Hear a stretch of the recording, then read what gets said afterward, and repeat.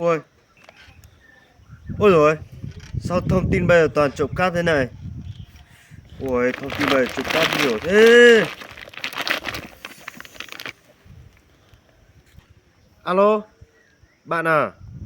Ô, cái khoản đấy bạn giữ cẩn thận nhá. Bây giờ nhiều cướp lắm bạn à.